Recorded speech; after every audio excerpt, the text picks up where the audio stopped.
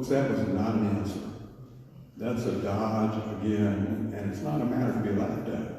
If you have children, and your children are going on an overnight trip, and the school has no policy about keeping the sexes separate, or do they mix those with genders? That's a policy right now that our State Department of Education does not address. I think it's most appropriate that it not be addressed at the state level. I think it's most appropriate for our school boards to address that. If I were a parent, I would be calling out my local school asking, what is your policy on overnight trips?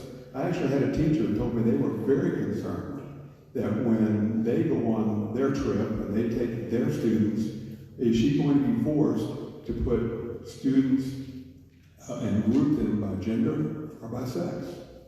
Parents are concerned about that. Is that an issue you want your state to hold? You know, right now we have government schools. We don't have local schools like we do. And I've made every effort to turn some of these things back to our local schools, the mask mandates, the shots.